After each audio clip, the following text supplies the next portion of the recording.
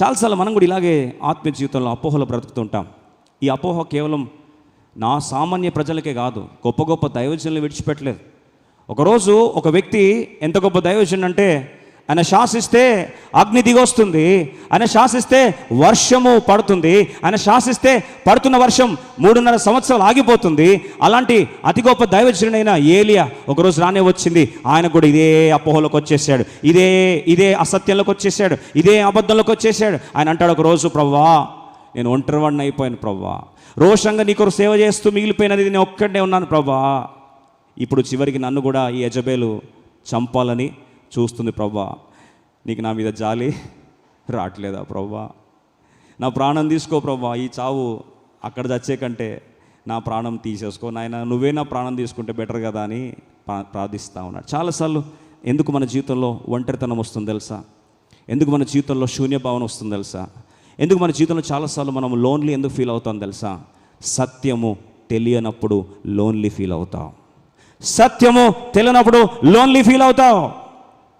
ఎందుకు చెప్తున్నాను ఈ మాట అంటే, రీసెంట్గా నేను పేరు తీసుకోదలుచుకోవట్లేదు, ఒక కొన్ని కోట్ల మంది అభిమానులున్న హీరో అంటే సినీ తార, ఆయన ఆకస్మికంగా ఆత్మహత్య చేసుకొని చనిపోయాడు. చనిపోయినప్పుడు ఇన్వెస్టిగేషన్ చేస్తుంటే సూసైడ్ నోట్ దొరికిందండి తన అపార్ట్మెంట్లో. దాని లోపల రాస్తుంది, ఐఎమ్ ఫీలింగ్ వెరీ లోన్లీ అని. మీకు తెలుసా అండి, ఆ వ్యక్తి చనిపోయిన వార్తింటే హాస్పిటల్లో లా అండ్ ఆర్డర్ ప్రాబ్లం వచ్చింది, పోలీస్ బెటాలియన్ దింపాల్సి వచ్చింది ప్రాబ్లమ్ని కంట్రోల్ చేయడానికి. ఆయన పార్థివ దేహం బయటకు రావడానికి సుమారు 3 గంటలు పట్టింది. వేలాది మంది, కోట్లాది మంది అభిమానులు ఉన్నారు. కానీ ఆ వ్యక్తికి ఏ అబద్ధం అక్కడ నడిపించింది తెలుసా అండి? ఒకే అబద్ధం. ఏంటి అబద్ధం అంటే, నేను ఒంటరి వాడిని, నేను ఒంటరి దానిని. ఈరోజు ప్రియ సోదరి సోదర, బహుశా ఈరోజు దేవుని మందిరంలో కూర్చొని ఉన్నావు, వేల మంది మధ్యలో కూర్చొని కూడా ఒంటరి భావన కలుగుతుందా నీకు? Are you still feeling lonely today? ఈరోజు నువ్వు కూడా చెప్తున్నావా, అయ్యా నా మీద జాలి లేదా నీకు? నన్ను ఎందుకు ఒంటరిని చేశావు బ్రవ్వా? నేను ఒంటరి దాన్ని ఎందుకు చేశావు బ్రవ్వా? నా మీద నీకు జాలి లేదా అని ఈరోజు ఈ ప్రజలు అబద్ధము అపోహలో నుండి పెళ్ళొబికిన మాటలు మనం కూడా పలుకుతున్నామా? ఆ రోజు దేవుడు వచ్చి సత్యం చెప్పాల్సి వచ్చింది. ఈరోజు దేవుని దాసుగా మరొకసారి సత్యాన్ని మీకు బయలుపరచాలని ఆశపడతా ఉన్నా. ఏమన్నాడు తెలుసా? దేవుడు వచ్చి అన్నాడు, ఓ ఏలియా ఏంటయ్యా ఏడుస్తున్నావు అసత్యం మీద ఆధారపడి? బయలుకు మొక్కని వారు ఈ ప్లేస్లోనే 7,000 మంది ఇంకా ఉన్నారు. ఇంకా 7,000 మంది ఉన్నారు. నువ్వు తెలియక ఈ ఒంటరితనంలో బాధపడుతున్నావని ఆ రోజు సత్యము దేవుడు ఆ దాసునికి ఏం చేశాడు? బయలుపరిచాడు. ప్రియ సోదరి సోదరు, ఎందుకు చెప్తున్న మాట అంటే, చాలాసార్లు మన జీవితంలో అసత్యంలో బ్రతుకుట ద్వారా, మనం ఒంటరితనంలో బాధపడుచుట ద్వారా దేవుని ఆరాధించాల్సిన మన నోరులు మూగబోవడం కారణం ఇదే. You know why you feel lonely today? You know why you are feeling pain inside?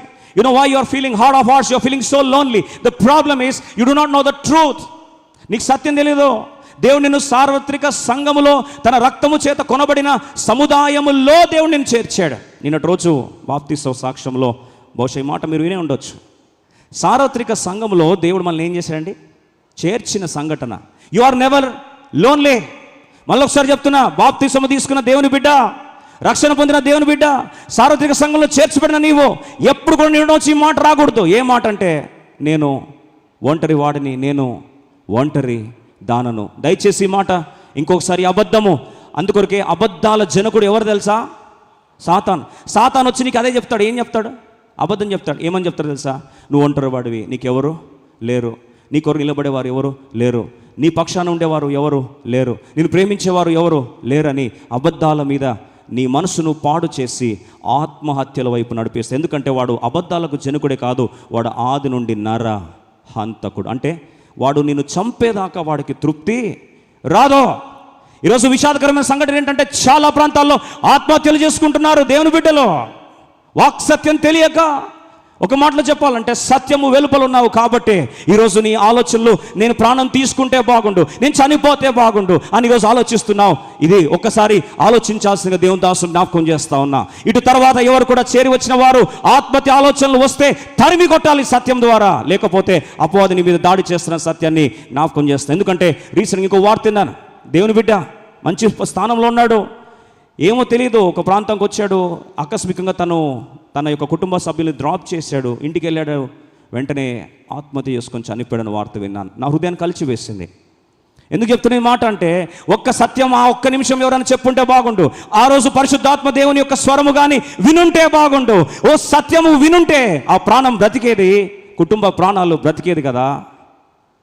ఎందుకు చెప్తున్న ఈ మాట అంటే, దేవుడు ఈరోజు నీతో మాట్లాడుతున్న సందర్భంలో probably you are feeling lonely heart of hearts. మనసులో నేను ఒంటరివాడిని, ఒంటరిదానన్న భావనలో నీ మనసు కలిసి వేస్తున్నట్లయితే ఆ దోణితో పాటు దేవుని యేసుప్రభు వారు దోణితో పాటు వెంట చాలా దోణెలు వెళ్తున్నాయంట. ఒక్కటి కాదండి, ఎన్ని వెళ్తున్నాయి?